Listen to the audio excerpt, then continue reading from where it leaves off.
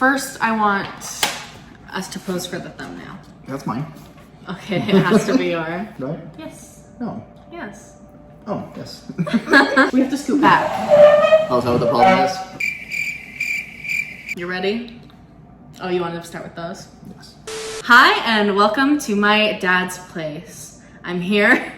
He's just sitting there because I've enlisted him to help me on this day do something very important, which is draft the songs on midnights. A couple people mentioned me on Twitter asking for my thoughts on Midnights when the Midnights video would come out, and I said to all of them that there wouldn't be a Midnights video because I'm waiting until all of the re-recordings are out to re-rank everything Julia's version. I've ended up in a scheduling situation where I needed to do something unscripted, like now. So what I landed on was, because I've seen all these fun videos on TikTok where people draft silly things like soda or candy. Chips was my favorite. Chips. And so we can draft all the songs.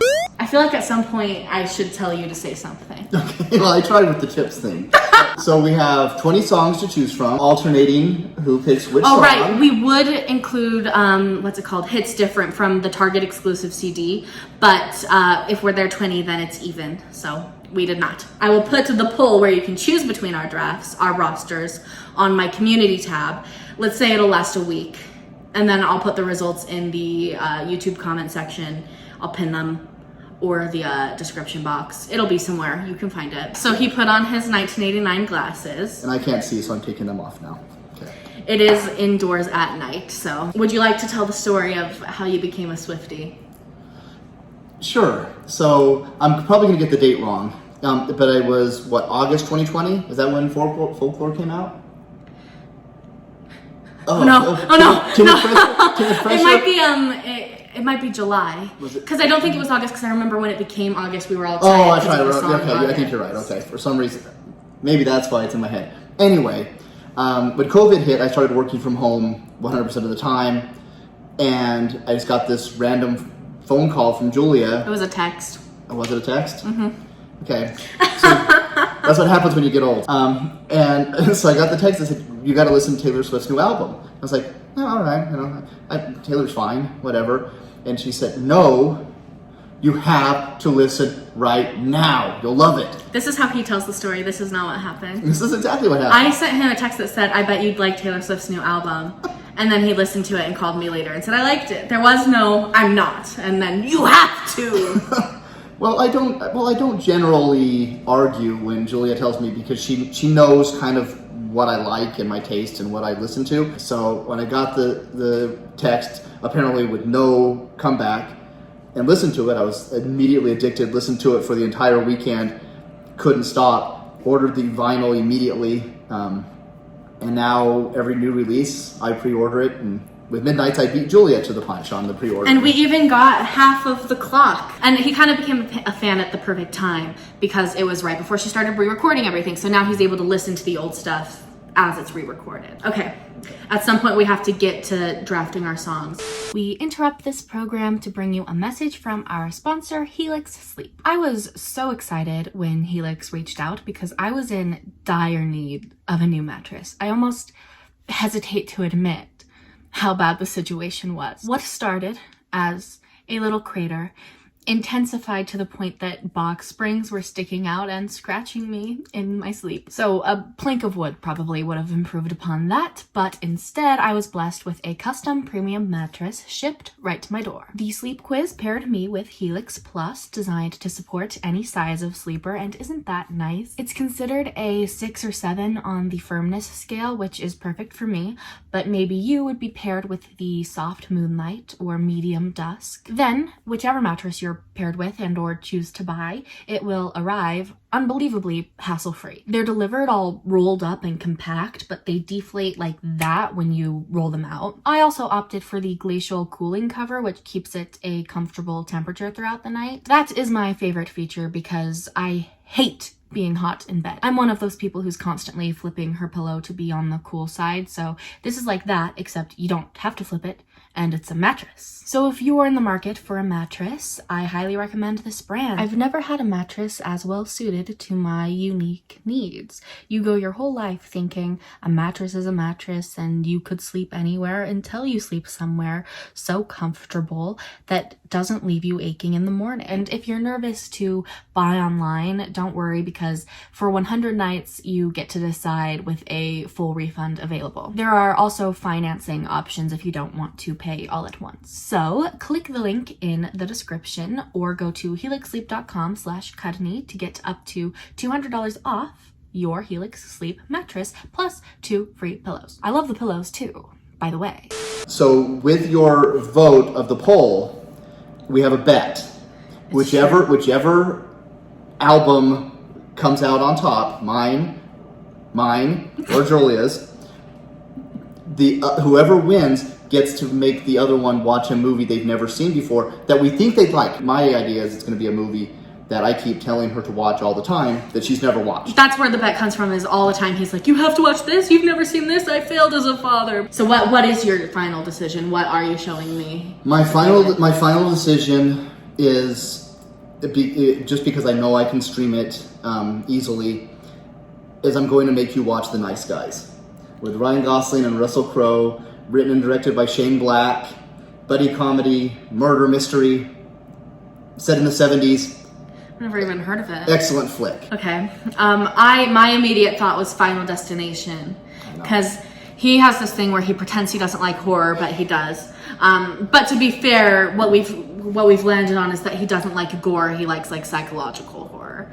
And Final Destination is very gory. I just think that it's awesome and he should watch it. The problem is that I sort of feel like you have to watch every Final Destination movie. Like, it's a marathon. It isn't just the one-time thing. If I win, you have to watch Final Destination. Okay, we'll just stick with the first one because you have to watch them in order. But I think he would like 3 because it's led by Mary Elizabeth Winstead, and 5 is the best. So I guess, you can see the results of the poll, and then you can follow us on Letterboxd and see what we think of the movie we have to watch. Who goes first is decided by coin flip. I want Tails because it has a pretty bird. Okay. Mm-hmm.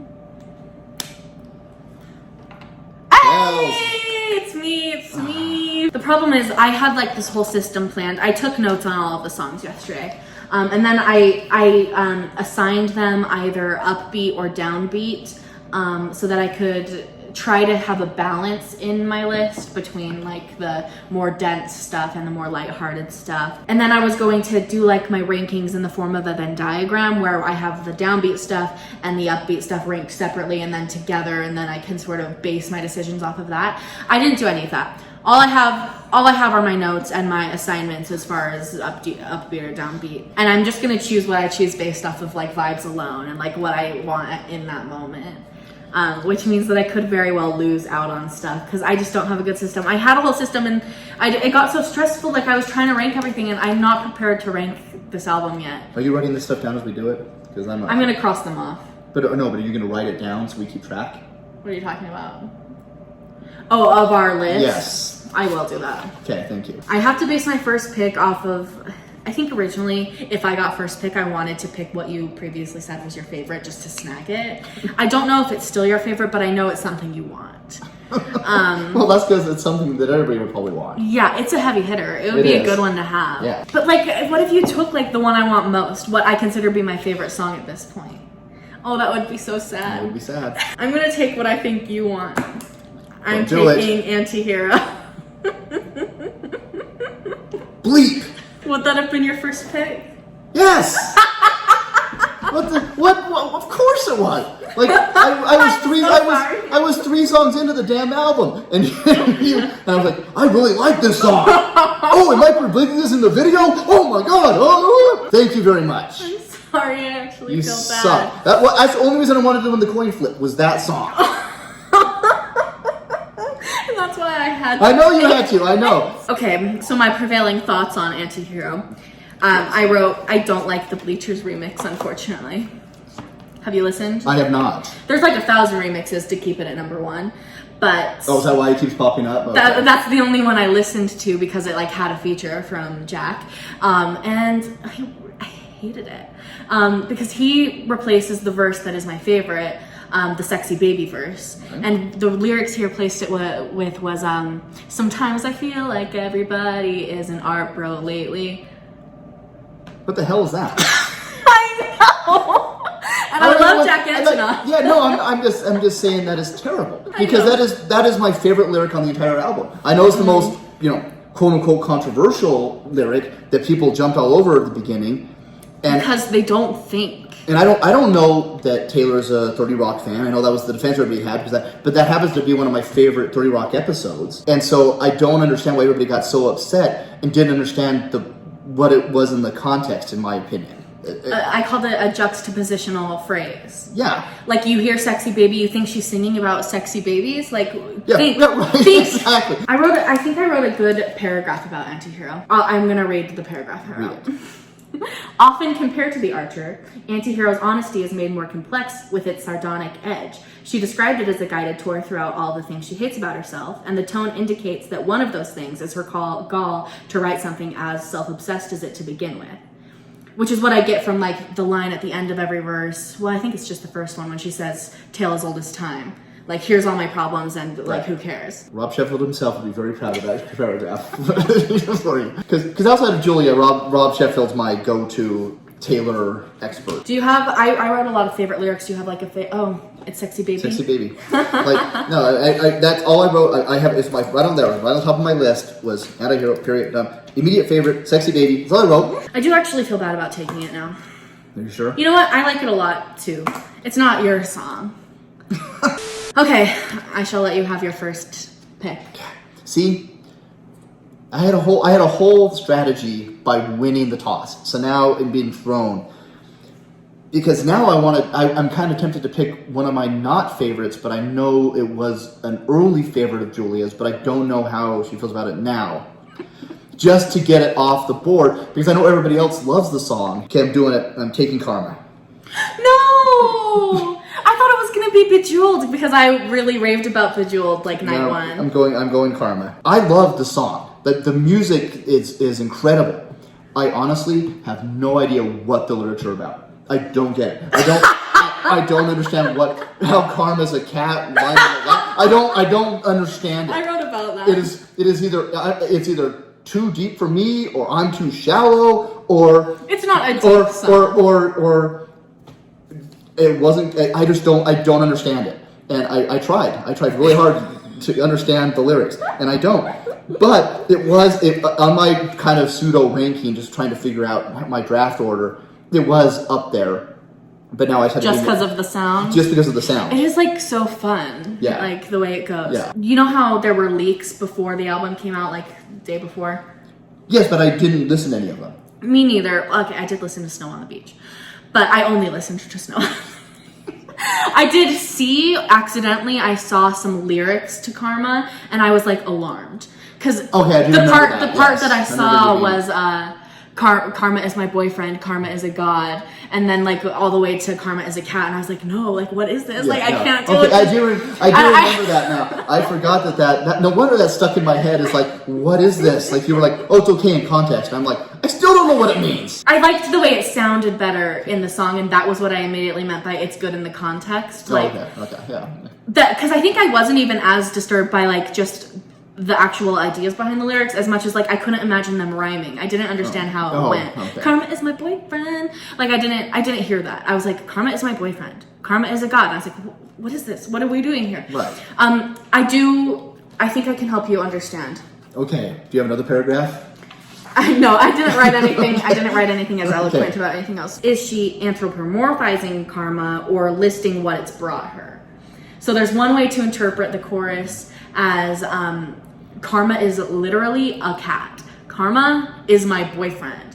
But I think that I think it more so means karma has helped me in the form of my boyfriend. Karma has brought me my boyfriend. Karma has brought me my cats that love me. Because she's done enough to earn them? Yeah. No, that makes sense. I can see that. All right. I can accept that. Okay, I think I'm gonna take what I consider to be my actual number one on the album at this point. I'm gonna take Would've, Could've, Should've. You wanted that? I did. It's not like a top. Yeah, it wasn't like I'm not completely freaked out about losing that one, but I do love that one. What my assumption going into this was that you would take a lot of the 3 a.m. stuff because it's the Aaron Dessner produced stuff. It just all seemed more like your vibe to me. For Would've, Could've, Should've, I basically just listed a bunch of lyrics I love.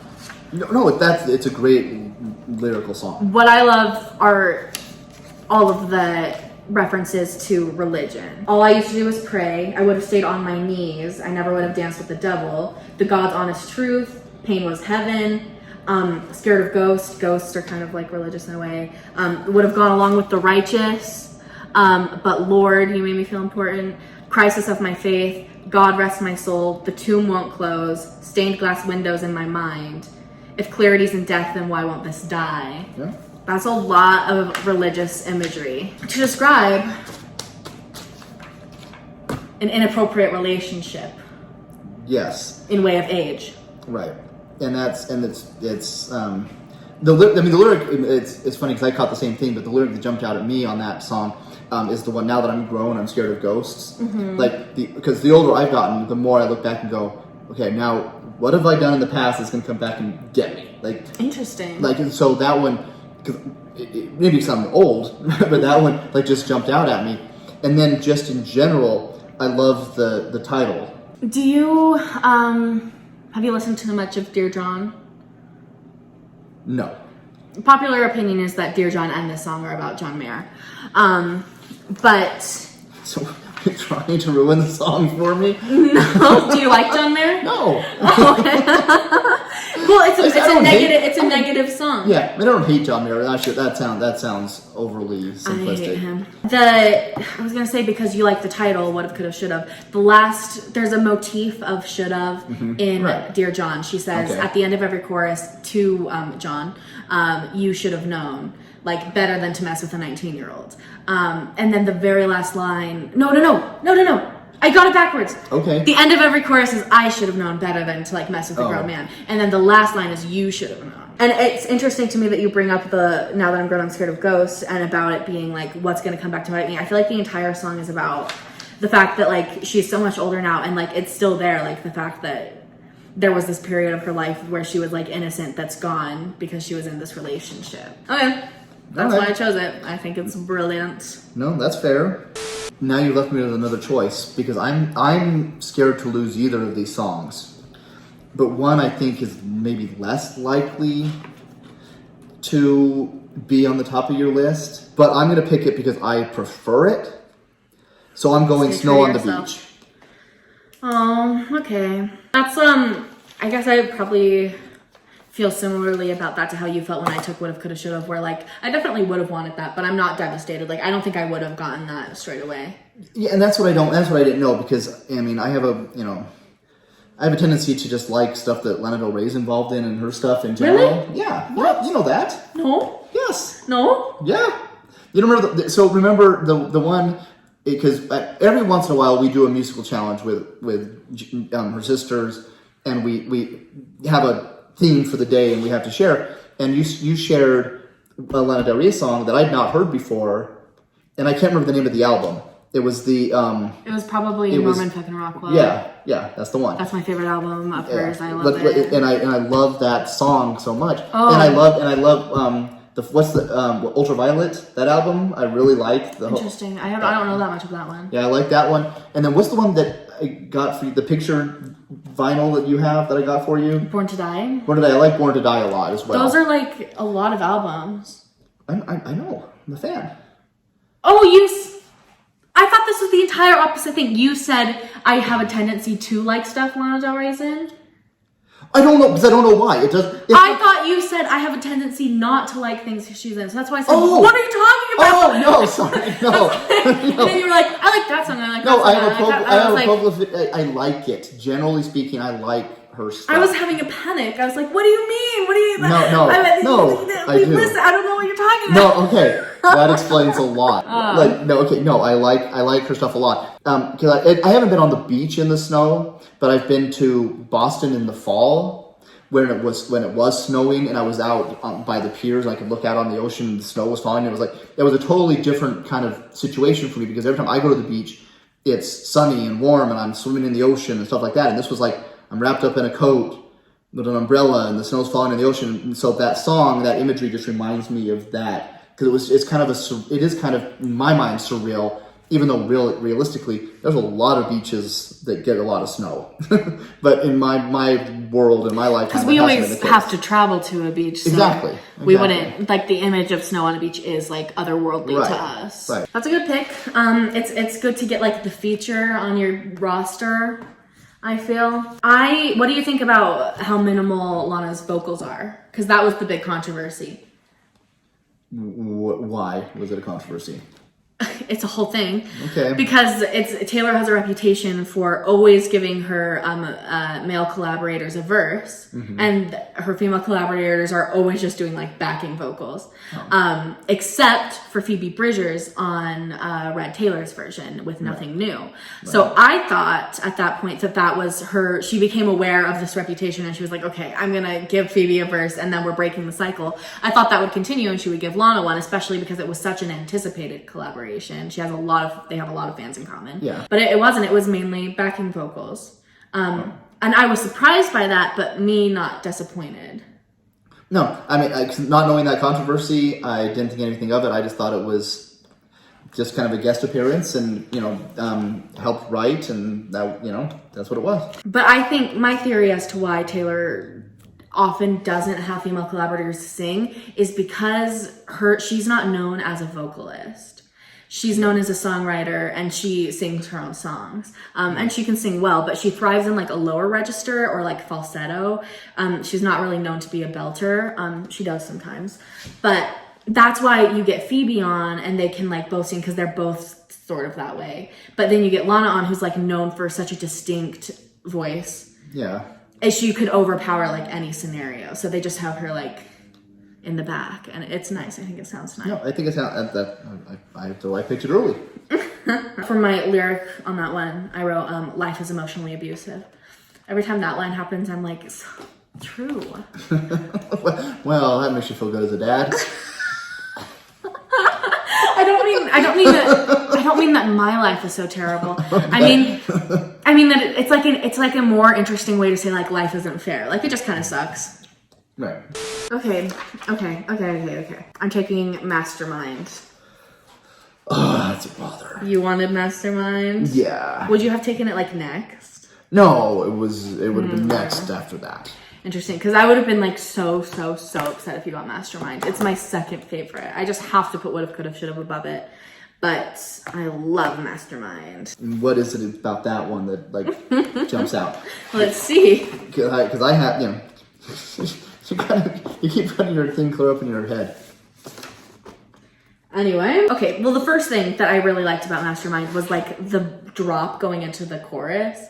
Like, there's like it reminds me of like a trailer horn. It goes like, yeah, and it hits you. And I read what she told iHeartRadio about that, and I was like, oh, I didn't like connect those dots, but that's exactly what it felt like. She said they wanted the verse, the beginning, to sound like a straightforward romance, but then when the chorus hits, a villain entered the room, because she's going from being like, oh, the stars aligned and we met. Actually, I did it. This was all me. It was my master plan. To me, the manipulator this was all a plan. It sounded like, it feels like it's a catfish situation, almost like, hey, I'm pretending. That's not how I took it at all. I'm this person, I'm pretending this, I'm giving you all this stuff as part of the plan to get you in, because once you're in, you're stuck. No, that's not how it is. That's how I'm taking it. Okay. I mean, that's an interpretation. Here's why I don't think that's the case. It ends like very happily. Like, she admits in the end that she's confessing for the first time. This is one of the lyrics I wrote, was like the entire bridge. No one wanted to play with me as a little kid, so I've been scheming like a criminal ever since to make them lovely and make it seem effortless, but this is the first time I've felt the need to confess. And then she says he smirked because he knew the entire time that she was this way. Still feels manipulative to me. No, it's like, here's another lyric I wrote down. All the wisest women had to be this way. I think the reason I relate to it differently is because of the way women flirt. Because like we're socialized for men to be like the pursuers, and you accept pursuing. So when you like a guy, you like, what you do is like place yourself in front of them strategically. You're like, oh, I heard him say he liked this song one time, so I'm gonna put that on my story, and then see if he interacts. I'm going to. I'm still not figuring out how this is not manipulative. That's not manipulative at all. I had a crush on a guy in high school, and I watched Hawaii 5-0 because he liked Hawaii 5-0. It's like, because I guess it depends on what you think let me look. On what you think the behavior is that she's doing to get the attention. Because to me, it's not, I'm like stalking you, I'm making myself seem like I'm somebody I'm not. It's like we didn't meet by fate. Like, I saw you across the room and I stood by you so that you would notice me. Right. So what if I told you none of this was accidental, and the first night that you saw me, I knew I wanted your body. I laid the groundwork, and then just like clockwork, the dominoes cascaded in a line. Yeah, exactly. I like relate to that. One of the things I wrote was I relate. Do you think that's creepy and manipulative? I guess I didn't think of it from that perspective, where you're simply just trying to get their attention, not so much like your Hawaii 5-0 example isn't. You're like trying to understand their interests, and I think that's fine because you want to know what their interests are and experience them, because that's better than, oh, you like Hawaii 5-0? I don't know what that is. But trying to finding a song and putting it in their story or your story, whatever, that just seems... That seems too far to you? Yeah. Have you seen the TikTok trend that's born of this song? You know I'm not on TikTok. Okay. There's a TikTok trend going around on this song where people, but mainly girls, are writing the story of how they essentially ended up in the relationship they are in, and some of them are like, whoa, like that's too far. Like, a girl said that she liked a certain what do you call it? Somebody who was trying to get a job at her workplace, and she was like in charge of an applicant. She liked an applicant, and she shredded all the other applications. No, that's just psycho. Exactly. Other ones are like, I started listening to this band I really liked, and I thought that the lead singer was hot, so I went to a show. That's fine.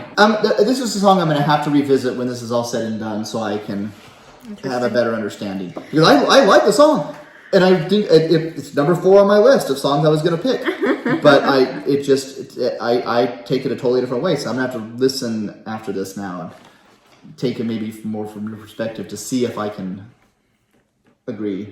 Okay, so now that was my pick. You get one now. I'm going to take What are you gonna Bejeweled. do? You know what? And I do think that that's all just being vengeful. No, because I do love that song. But the thing about my favorite lyric on the whole song, and I can look it up here, but it's the one about. You're getting all the fun stuff because you got Karma and Bejeweled. I need to get some like silly fun stuff. I know, but I know you're going to pick the fun stuff, so I have to do it. But that was too good of a girl. Did all the extra credit, but got graded on a curve. That lyric just is perfection. That was your like. That's the one that keystone lyric. The keystone lyric, because you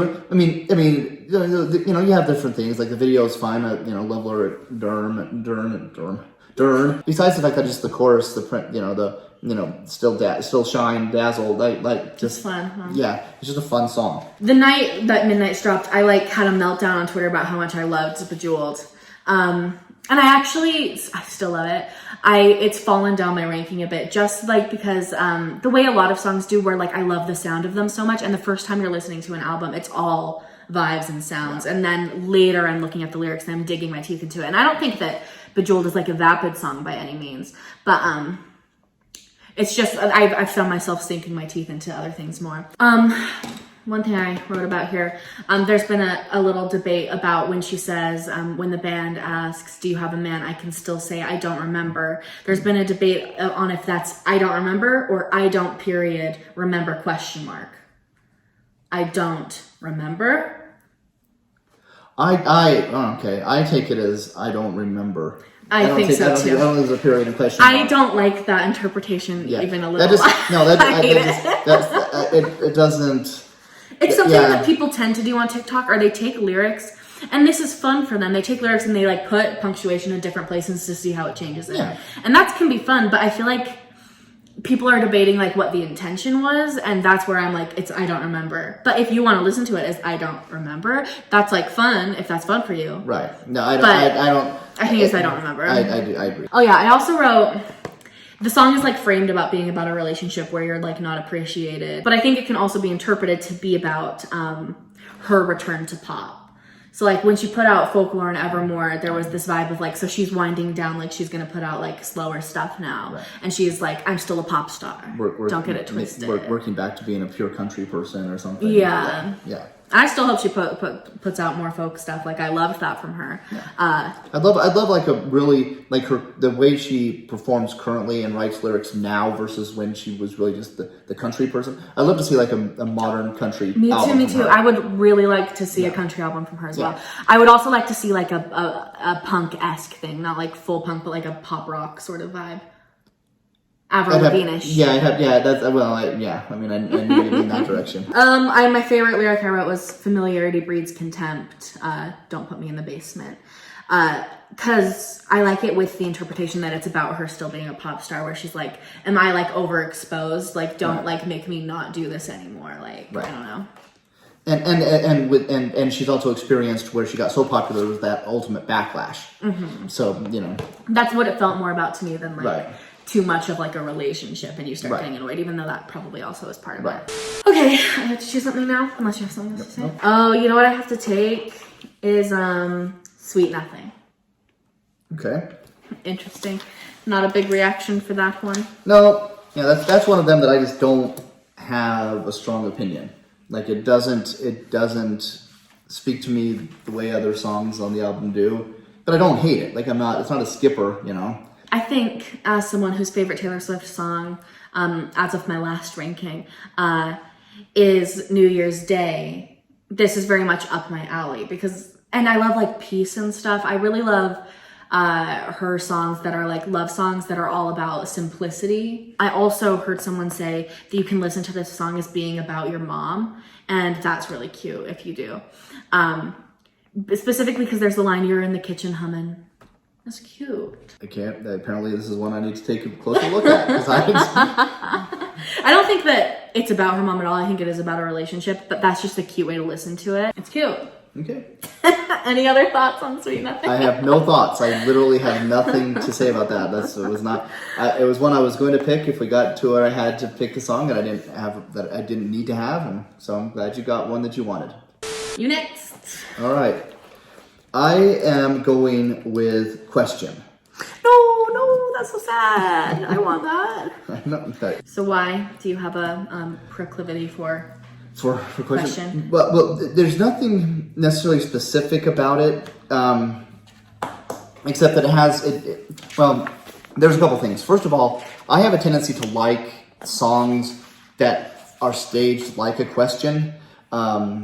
Old 97's Question. Oh, I love that song. That. Question of Balance is my favorite Moody Blues song.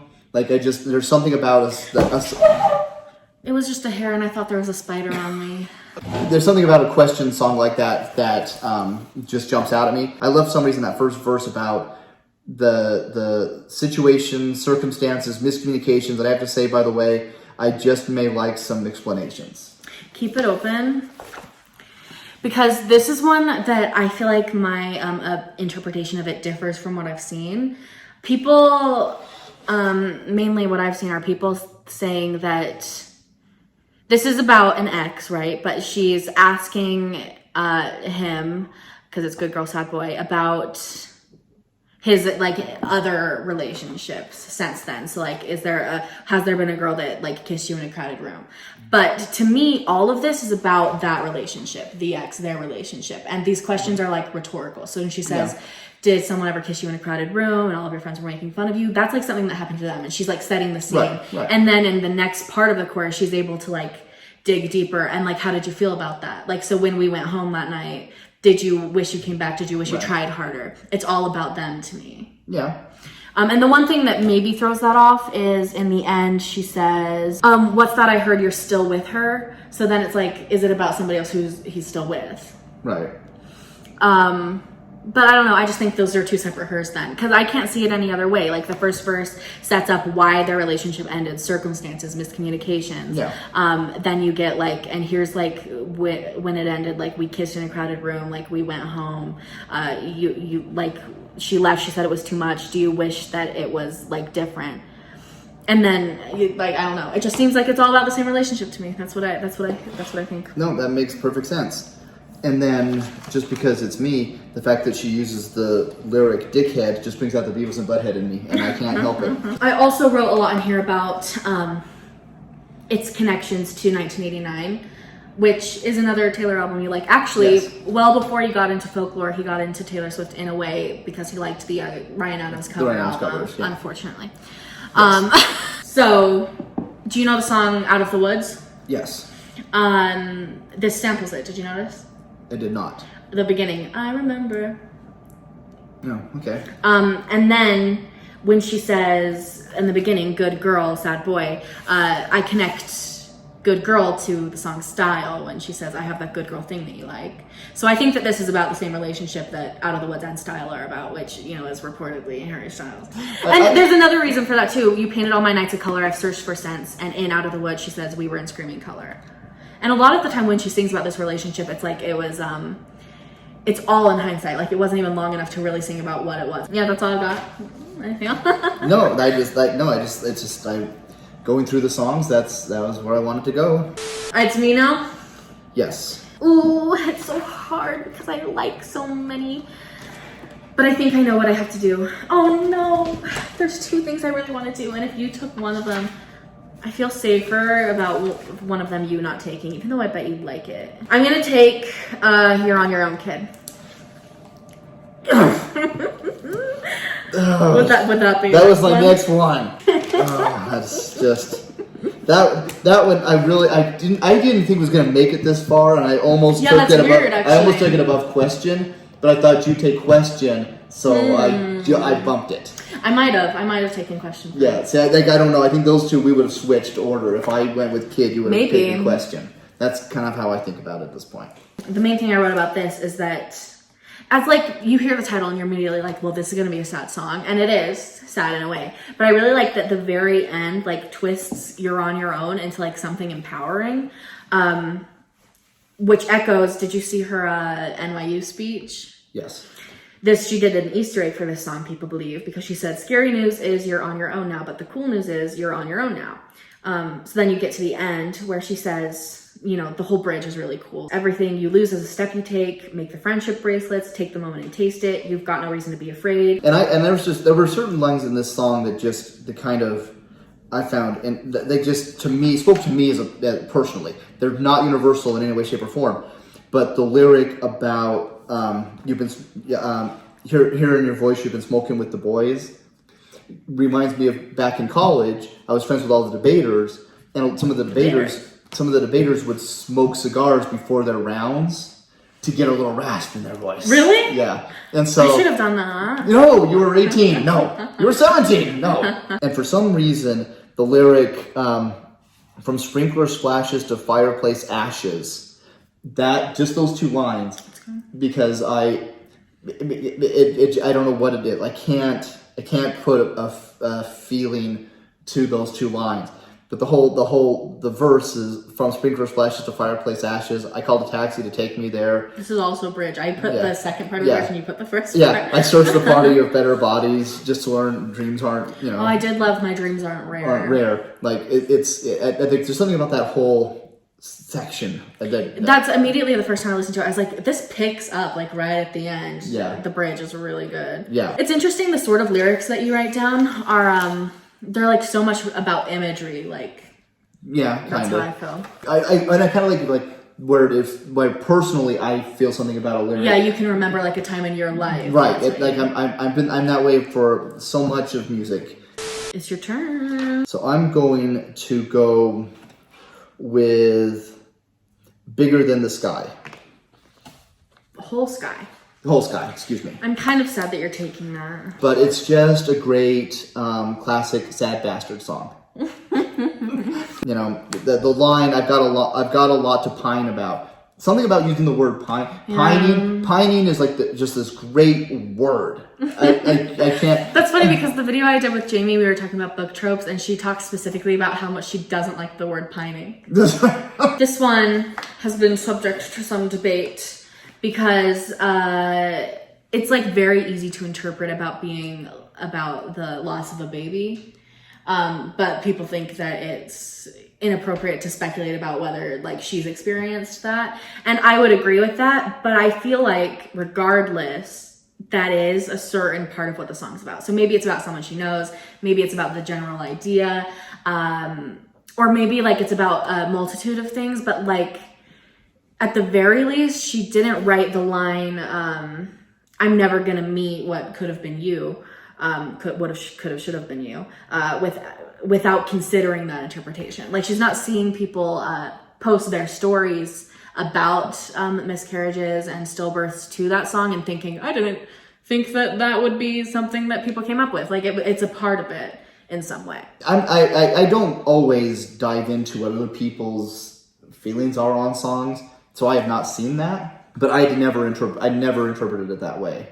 Now I don't know, I'll ever hear it again and not interpret it that way. You know what I mean? No, I'm just saying, like, I just don't. I'll tell you the other interpretation I've seen. Okay. Some people think that it's about the loss of the innocent version of herself in the relationship from Would Have, Could Have, Should Have, because of the similarities between these songs. So you get the line, I'm never gonna meet what would have, could have, should have been you. So like, there's something there. Right. And then I think there's also similarities in the religious undertones, because you get, did some force take you away because I didn't pray? I think a lot of interpreting lyrics in general, projecting your experiences or your feelings onto something. Mm-hmm. That's just the nature of it. I think that those are valid interpretations. I just didn't necessarily see them that way. The religious part, yes. So to you, the song was, you said it was a sad bastard song. It's a sad bastard song. So it was just about like being sad? No, it's more to it, but it's just the perfect, like, you know, I have my sad bastard playlist, right? And and I need to slip it right in there because it's just, you're in a mood. I just want something that makes me feel melancholy. I'm just in that mood. That's what I want to hear. And definitely fits the bill. Right. Okay. I'm glad that this one is still here because I felt like I could let it wait, and this is the time. Okay. I can't let it go on any further without taking this one. I'm taking Glitch. Okay. So that wasn't one you were like... No, and maybe it will be a slow grower for me, but no. So you explain your rationale. I honestly didn't even write that much down about it because I think this is cool in the way that Closure could have been. So do you remember Closure, Evermore? Yeah. That's one of your favorite songs on there, you told Yes. me. And I remember hearing the intro to Closure the first time. It's like people call it the pots and pans intro. It's like... and so some people are like weirded out by it and don't really like it that much. That's my favorite part of that song. And then it kind of like... It's just sort of fallen by the wayside for me. I don't love Closure that much. But I always loved the idea of it being like... And these aren't like thematically similar songs. But I loved like the idea of like a cool girl song from her. I think Glitch is a cool girl song. I don't know what you mean by cool girl. It's hard to phrase it. Like listening to Taylor Swift and being like a big Taylor Swift fan, it's like you have to be a little bit corny. I feel like a lot of times when I'm listening to Taylor Swift in my car, well, I don't have a car when I'm listening to Taylor Swift in the car that I drive, I like turn it down at stoplights, even though like I'm not ashamed. It's just like I don't want people hearing me listening to vigilante shit that loud.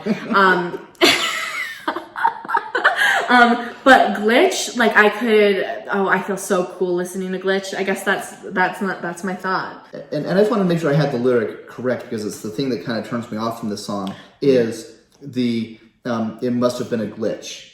Really? Yeah, I don't know what it is. It's it just feels like it feels electronic to me. Well, that's what's so cool. It feels programmed. Well, I guess that's like the theme of the song. I know it is. It absolutely is. It absolutely is. And there's nothing wrong with it. It just doesn't speak to me because I don't have that connection to most technology. This, like, the whole song is not high tech like that, though. No, it's not. The That's just glitch what's in my head. The meaning of the song, the way I see it, is it's about like a relationship where you're just friends and you were supposed to be just friends, but then like there's a glitch and now you're suddenly in love. So what the heck was that? She was supposed to feel one way, but like her heart like glitched. I don't think it's like literal technology. I don't think it is. It's like a metaphor for technology. Absolutely. And but every time I hear that word, you just don't like the word glitch. I think it's the anti-pining. But yeah, so I mean, there's nothing wrong with Glitch. There's nothing wrong with any of the songs on this album. That's just not. That's not why one. It's not for you. This just was not one for me. All right, what's your pick? I wasn't gonna pick this here, but I think I can save my next one till later, because I don't think you're going to pick it. Interesting. And I'm gonna go with The Reader. The Reader? The Reader. Isn't that what it's called? Dear Reader. Dear Reader. It's okay. We all know what you mean. No, I know, but I'm losing all my credibility when I keep mispronouncing these No, it's titles. okay. But this is the one that I tie back to question. Interesting. Not because they're related in any way, shape, or form. This is kind of the speaking to the reader, speaking to the audience, dear reader, and it's instead of asking the rhetorical question, it's pushing out what she really thinks. So it's the counter, if you want to put it that way. Even though they're not. They're not related at all. It's not like this is answering the question, but I get what you're meaning. It's like a push and pull. They're both in like second person, and in this one she is talking to an ex, and in Dear Reader she's talking to us. My main note was at me. Right. Exactly. It's almost like an epilogue. Almost, even though it's not the last song on anything, and it's not the last song she'll ever do, whatever the case may be. It's the last song on this. Oh, okay. Because I did my ranking on my playlist, so I jumbled them all up. So I got all confused in my brain. Yeah. So that explains why I feel like it feels like a bookend. Yeah. The lyrics I wrote were bend when you can, snap when you have to. Right. I think that's good. Just neat. I just like the way it is. I like that. That. Yep. No one sees you lose when you're playing solitaire. That one, every time I hear it, I'm like, oh, that's so true. Okay, it's between two things. I'm choosing High Infidelity. Oh! You're a terrible person. Why are you taking High Infidelity? Well, when I first heard High Infidelity, I tweeted that this was for my dad, and I messaged you because to me, I thought it was referencing the book / movie / show, High Fidelity, right? Which he loves very much. It's his favorite thing. Very much so. It might not be that. I didn't realize that High Fidelity was a phrase that existed. I thought it was about. I thought that was the phrase. It was about. High Fidelity was used on records. They were High Fidelity records. Yes. And that's where the title of the book, movie, show. And then comes didn't you from. say there's an album by somebody else called High Infidelity? No, I told you about the album because I have that on my notes. Who is it? It's REO Speedwagon. And it's from 1980, and it's got some great songs on it. Coincidence, not coincidence, don't care. I just think it's interesting, and the fact that she talks about putting the records on is always a trigger. Connect it to High Fidelity anyway. I get connected anyway, and because I've got my record collection, that's my thing. And you know what my conspiracy is? I think that even if the song isn't like in any way about High Fidelity, the show, the show or the REO Speedwagon album. I think that the reason the term came to mind is because of the show, because Zoe Kravitz was on it and they're friends, and Zoe Kravitz wrote on this album. Right. I think that Taylor Swift knows about High Fidelity, the absolutely. book, movie, show. Absolutely. At least about. I mean, I guarantee about the show, and I guarantee that Zoe Kravitz didn't lead her down the path of her show only, because considering her mother is in the movie High Fidelity. Oh yeah. And I think that this album altogether is very inspired by fiction she watched. So Lavender Haze and Mad Men. Yeah. But, you know, beyond that connection, I wrote slur ? Because she said slur spoken. What is it? What are we talking? Well, that's because that just means that they're drunk. Oh! It could be you're slurring your words. Right. To me, it means that a slur was said. Oh, and I also just really like the way the chorus sounds when it's like dancing around it. It's just nice. I like it. It is. It's a very nice song. I like all Taylor Swift songs about cheating, so. So I'm going next with Maroon. Oh, I kind of would have liked that. There's nothing in particular that jumps out at me on Maroon. It's just, I like it better than the other songs that are left. So you're like reaching a point where like you're not. I'm not passionate about anything that's left. I kind of like the imagery of the wine and I think it's the lipstick and the other things that are maroon. I like the imagery that surrounds it. I wrote that it's her like most elaborate color metaphor yet. So like Taylor Swift and comparing love to colors is like a long history. Right. But of course it begins with red. The album, but the song. Yeah. And in that song, it's like much more simplistic than this is. Like if you want to compare like the way her lyrics have developed over time, and I like the song Red and all, but it's like this was red, this was blue, this is the gray. Like it's just like these are the colors of the rainbow, and here what this is. Right. I like that this song chooses to focus on shades of one color. She's able to like go so many cooler places with it just by using cooler words. Rust that grew between telephones. I think that is such a visceral image, and like it means something so clear. The reason I wrote "Carnations You Had Thought Were Roses, That's Us" is because that's one of my favorite lyrics. Because originally when I heard it, those were separate phrases to me. "Carnations You Had Thought Were Roses," even though it comes right after, "That's Us." It's a separate thing. Right. But that it's like a one thought to me.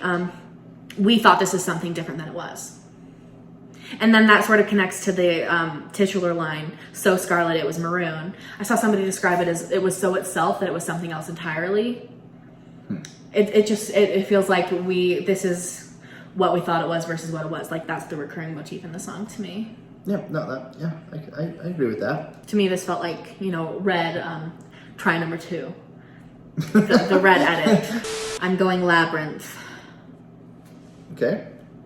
No strong feelings about me going Labyrinth. I don't have any strong feelings about you going Labyrinth. The lyric I wrote was, "You know how scared I am of elevators, never trusted if it rises fast." So I guess the song is about, falling in love after you've broken up and like it being scary, but like, oh no, she says, "Oh no, I'm falling in love again."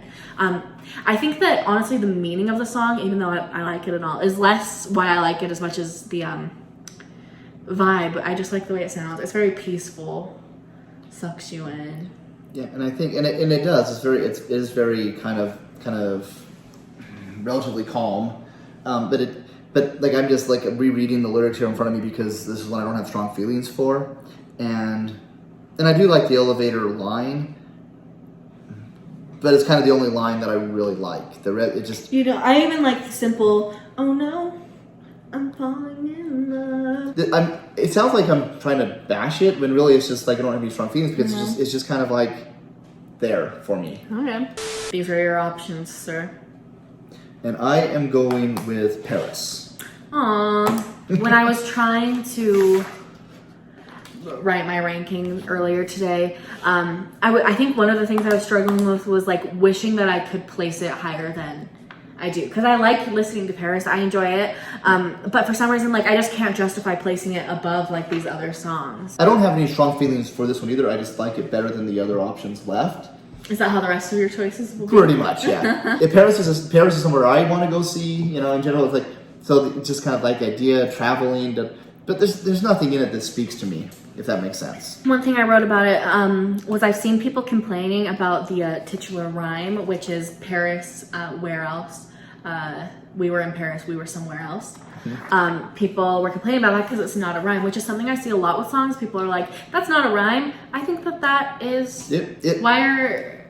It's called, like, they call it a couple of things: imperfect rhyme, approximate rhyme. Like this is something that exists in art. It's allowed. And there's nothing; those sound perfectly fine together. Yeah, to me, it doesn't have to technically rhyme. It has to sound good. It sounds good. It sounds good. Paris, where else? I like it. Yeah. Oh no.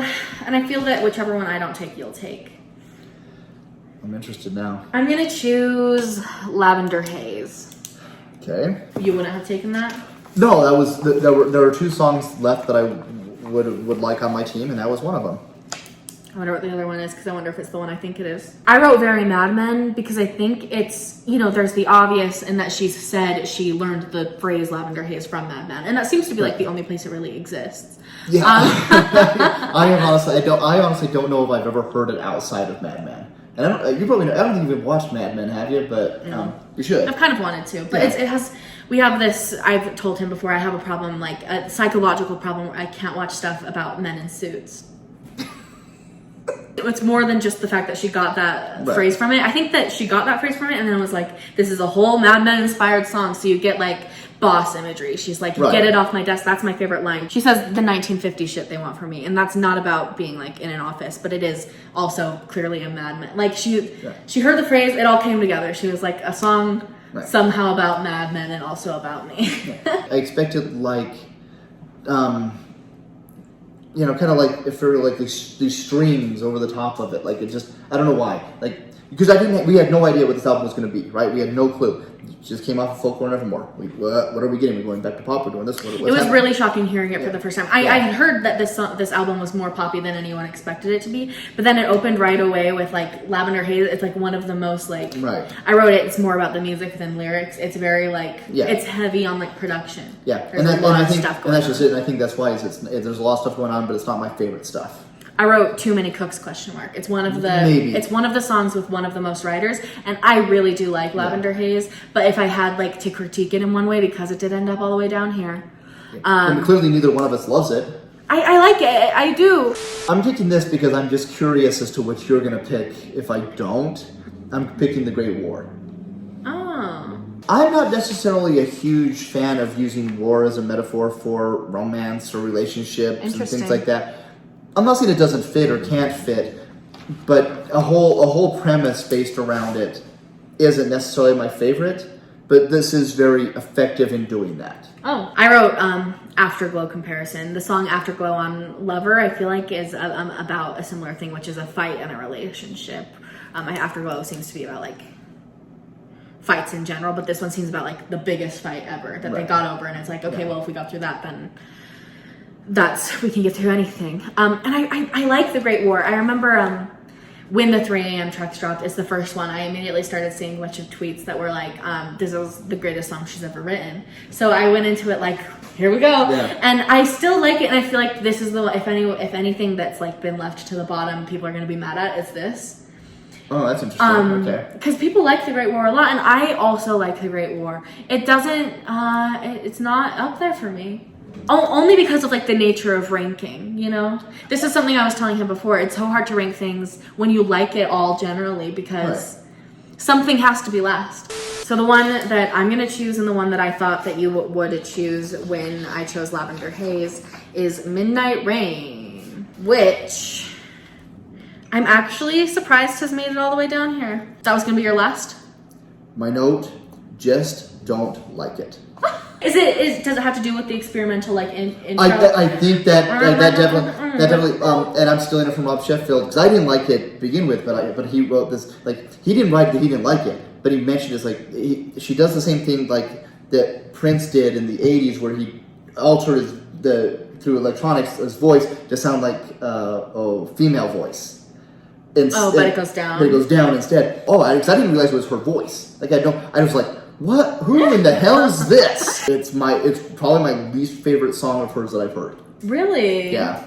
And I guess that makes sense, because I feel like it's going to be hit or miss with everyone, like this like experimental part of it. I was shocked the first time I heard it, but I liked the meme I tweeted when I was live tweeting the album, because when it comes back around, like I really started to like that intro and that vibe, that electronic. And I've always actually kind of liked for artistic purposes, messing with stuff electronically. Doing the research, preparing for this, the more I heard it, the more I disliked it. Interesting. It did not grow. It did not. It just was like, God, this just bugs. It just bugs. Don't need it. I feel differently. I like Midnight Rain, and I feel like I ranked it lowly when I was doing my first impressions ranking. If we weren't like drafting, I think it would be a little higher than this for me. I don't know. I can't sort that out right now. Right. But it ultimately did end up all the way down here, and I think that's for the same reason that I had when I ranked it lowly for my first impression. And it's not like the experimental weird part that you hate. I love that part. It's kind of like the verses and everything that surrounds it, which feels a little bit like less interesting. So then you get the default last option, which I just felt from the beginning would be last, but you would have chosen it before Midnight Rain. Yes. I don't hate like. Me neither. I don't it's hate so it. hard. It's just, and what solidified the position for me, and this is gonna sound funny, but I went to get a haircut, and I was wearing a band T-shirt for a local band here, and the person cutting my hair said, "Oh, I like that shirt," and this was just as I was preparing for this, and she said, "Yeah, I like some of the early stuff that Taylor did." And she said, "But this new album, the line about the cat eyes," and that solidified in my head, like, yeah, I don't like that line either. It's lines like that I want to like more than I do, because I feel like I don't want to be the person who's like, that was cringy. Right. But I found it cringy, and I can't undo that. But to an audience there's an audience that it fits. Yeah. And it's just that's why my immediate thought about it was like, okay, Reputation fans would love this song. And that's always the thing I think about with Taylor Swift is like every fan of hers has like a different taste because she's done so many different things. Right. So like there are people who were kind of bored during the folkmore era, and that was like my time. What is like your favorite Taylor Swift lyric or something overtly poetic you think? Oh, you can't put me on the spot. Okay, like let me say come on. I hang from your lips like the gardens of Babylon. You have to take, if you want her at her, I hang from your lips like the gardens of Babylon. You have to take her at her, draw the cat eye sharp enough to kill a man. But I mean, I don't mean to over focus on the first line. There are a lot of lines in Vigilante Shit that I like. It's almost like it's very hit or miss with like something that I'm like, wow, that makes me feel like vengeful and cool, and other ones where I'm like, ugh. All right, I think we've finished. Let me read out our final rosters, and I will put our final rosters as well in the poll, and it will be on my community tab. So you go to my channel, you click on community, and it shall be there. And it will last a week. Look at the date this was posted. My album, Lavender Haze, Antihero, You're on Your Own Kid, Midnight Rain, Labyrinth, Sweet Nothing, Mastermind, High Infidelity, Glitch, Would've, Could've, Should've. That is the end. Your roster, Maroon, Snow on the Beach, Question, Vigilante Shit, Bejeweled, Karma, The Great War, Bigger Than the Whole Sky, Paris, and Dear Reader. I'd say the ones that you got that I'm the most sad that you got are Karma and Bejeweled. I would love to have Antihero and You're on Your Own Kid are probably the two. Yeah, please base your votes off of which album you want. Don't base it off of you want him to watch Final Destination or you want me to watch The Nice The Nice Guys. You're not even trying now. The Nice Guys. I got confused because I was thinking of the Try Guys. I suppose this is the end. All right. Thanks, everyone. Thank you for joining us.